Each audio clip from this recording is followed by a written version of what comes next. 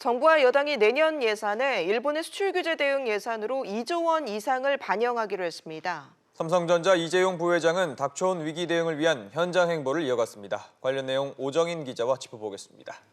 자, 오 기자, 일단 당정이 내년 예산 확정을 위해 최종 점검에 들어갔다면서요?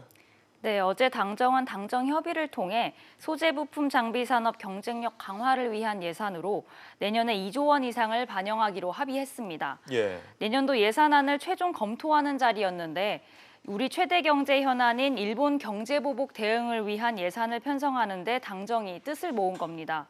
조정식 민주당 정책위의장은 추가적 상황 변화와 적기 대응을 위해 예비비도 증액 편성하기로 했다고 설명했습니다. 당정은 소재부품 장비 산업 육성을 위해 특별 회계를 설치하고 관련 특별법과 국가재정법 등 법 개정도 추진하기로 했습니다. 정부는 어제 당정 협의를 바탕으로 오는 29일 임시 국무회의를 거쳐 다음 달 3일 국회에 내년도 예산안을 제출할 계획입니다. 네, 일본과의 갈등뿐 아니라 미중 무역 갈등까지 겹치면서 지금 대외 악재들이 많은데 이에 대응하기 위해서 이재용 삼성전자 부회장이 현장 행보를 이어가고 있죠.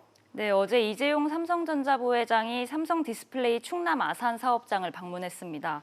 일본 수출 규제와 미중 무역 분쟁 등 대외적 불확실성이 높아지면서 현장 경영 행보에 나선 건데요. 이 부회장은 사업장을 방문해 중장기 사업 전략을 점검하는 등 현 상황을 극복해 나갈 방안을 모색했습니다.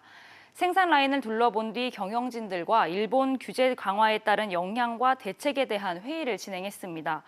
이 같은 현장 행보는 이번 달에만 벌써 4번째입니다. 앞서 지난 6일 삼성전자 온양 천안 사업장을 시작으로 평택과 광주 사업장 등을 연이어 방문하면서 현장 점검에 나서기도 했습니다. 국정농단 대법 판결을 앞두고 흔들림 없는 모습을 보여주기 위한 것이라는 분석이 나오고 있습니다. 삼성은 일본 수출 규제 조치 외에도 여러 악재들이 놓여 있는 상황인 거죠? 네, 그렇습니다. 현재 중소형 모바일 OLED 최대 고객사인 미국 애플사가 탈삼성 움직임을 보이고 있는 상황입니다. 예. 그동안 삼성 디스플레이에서 단독으로 공급받아온 아이폰용 OLED 패널을 LG 디스플레이를 비롯해 중국 업체인 BOE 등에서 공급받는 것을 검토하고 있는 것으로 전해지고 있습니다. 애플이 자사 주력 품목인 아이폰 생산 과정에서 삼성에 대한 부품 의존도를 줄이려는 건데요. 시장 조사 업체 IHS 마켓에 따르면 전 세계 중소형 OLED 패널 시장에서 삼성 디스플레이 점유율은 지난해 1분기 95.7%에서 올해 1분기 88%로 하락했습니다. 예. 이 부회장은 위기와 기회는 끊임없이 반복된다며 지금 LCD 사업이 어렵다고 해서 대형 디스플레이 사업을 포기해선 안 된다면서 신기술 개발에 박차를 가해 다가올 새로운 미래에 대응해야 한다고 강조했습니다. 네, 알겠습니다. 오 기자 얘기 잘 들었습니다.